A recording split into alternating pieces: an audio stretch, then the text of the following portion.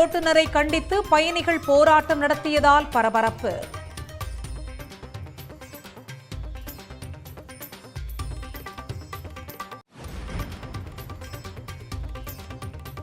சென்னை அருகே ஏசி அறையில் உறங்கிய போது மூச்சு திணறல் ஏற்பட்டு 2 குழந்தைகள் உயிரிழப்பு. பூச்சிகளை கட்டுப்படுத்த வீட்டில் மருந்து அடித்த தனியார் நிறுவன ஊழியர்கள் மீது வழக்கு பதிவு, ஒருவர் கைது.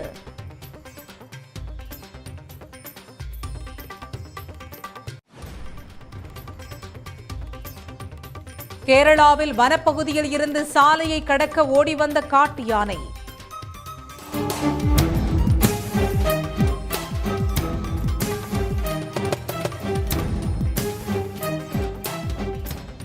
யானையை கண்டு அலறி அடித்து ஓடிய மக்கள்.